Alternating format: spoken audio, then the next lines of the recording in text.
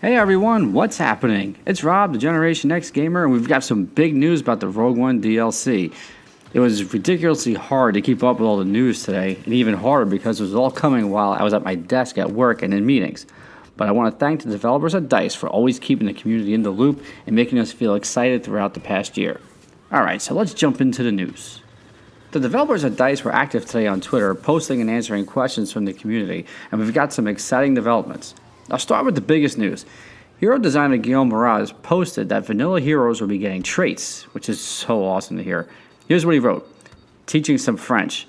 Secret de polichinelle means a secret that everyone knows about, like that vanilla heroes are getting traits. Now, it was felt that the vanilla heroes were weaker than the new ones, and the community has been asking for this needed buff for the original 6. This is actually great news for those players who don't have a season pass or any of the DLCs, because it's actually a free update as well, as he referenced in another tweet when Nathan asked if there would be any love for the free players, to which he says, I did add new things for the vanilla heroes, hope you like the changes. Ever since Guillaume sent out the trait about the tweets, I've been trying to think of the treats for each hero. Now let's take Vader. He's already a tank, and his blocking ability is 8 seconds, so what could his trait do that works with his existing abilities? Well, maybe, as his trait increases, his cooldowns decrease. We already know that he'll be able to multitask, as Guillaume posted a few weeks ago, which means he won't be as vulnerable when he uses Force Choke, so he can block right away or throw his saber. This will really benefit Han Solo and Boba Fett, as they are the least used heroes in the game. I'll definitely try each hero when the traits are added next week. Staying on the vanilla heroes and traits, a user asked if the blocking ability for Palpatine will be part of the update. Now, just to refresh, Guillaume has posted on Twitter before that he was looking to add Palpatine's lightsaber as his blocking mechanism. With this in mind, he replied, no, that will not be part of the release because another change made it somewhat obsolete. I concentrated on other things. Okay, so it sounds as if Palpatine's trait will be cool and that it enhances his blocking ability or maybe deflects shots like Luke and Vader. Now, a big thank you to Guillaume who posted that he worked nights and weekends to add traits to these heroes. Now, one last tweet about the vanilla heroes, James asked Paul Kesselin, a producer at DICE, how the new heroes will match up with the vanilla heroes with their traits, and he replied, quite well. Guillaume Moraz has done some great work. Come on, how stoked are you about this change? I cannot wait for this update to come out. Alright, next, Felicia asked if Bosk's micro grenades will get a nerf, to which he replied, the glitch will be fixed in the next patch. How about other heroes getting a buff instead? Again, another post about the vanilla heroes getting traits. However, I'm not sure as to why Bosk's micro grenades need a nerf. I really had no problem with them because you have to be accurate with them. Yes, I mean, come on, some players have had insane kill streaks with them, but I feel this is more in line with knowing how to play as him. What he really needs is a fix to his heat vision because it keeps toggling off and on. Now, in another Twitter conversation, there was another complaint that Bosk is OP, and Guillaume replied, the next DLC and patch should even out the heroes. So there is definitely a nerf coming for Bosk with his micro grenades, and maybe the spread of his Dioxis cloud. The next question was by Kyle, who asked, what about having all heroes available on Extraction? I'd love to see the other heroes rather than just only a few. Guillaume replied, that's a possibility. Now this change I'm not really too crazy about. I like how you're forced to play as a particular hero in Extraction on certain maps. I get to play as heroes I don't normally use, and I admit I use Dengar, Bosk, Chewie, and Nina more often than other heroes, and I feel it keeps those modes true. As someone replied, everyone will choose Bosk, and I'd rather them keep things the way they are.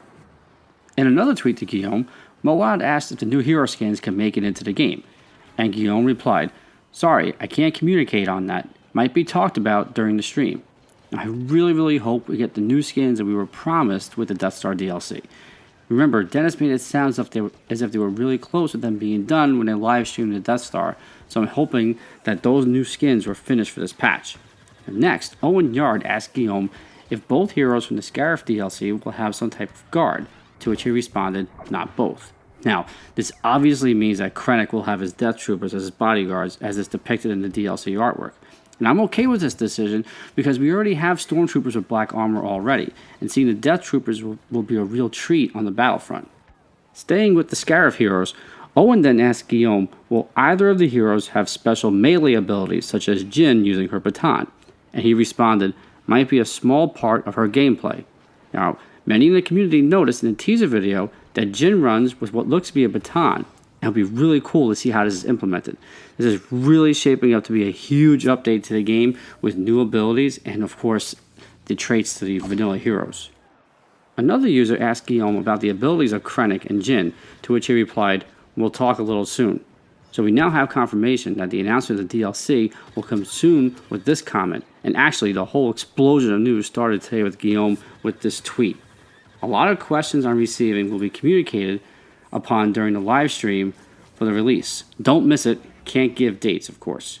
This confirms that there will indeed be a live stream to debut the Scarif DLC, and then Daniel Cambran, one of the level designers at DICE, then tweeted, stay tuned for cool stuff tomorrow.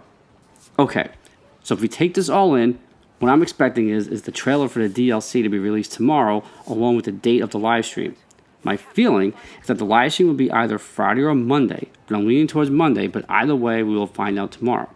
And one of the last tweets to Paul Kesselin was by Jared over at Star Wars Gaming Outpost, who asked a very good question as to whether there will be a post-Scarif DLC support for Battlefront, and Paul replied, nothing to say at this time.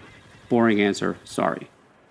I was really hoping that there would be some news regarding whether there will be support for the game after this DLC. I mean, can you imagine if they introduced more bugs similar to how the Death Star introduced a ton of bugs? Now, I feel they will support the game after Scarif, but I don't think we'll get much support in 6 months from now. I hope I'm wrong with that guess, but remember, Battlefront 2 is coming out less than a year from now, so I don't see them supporting the game when they will focus on the new one. Finally, I asked Paul Kesselin if we will get new modes for the Death Star in the patch, and he replied, yes.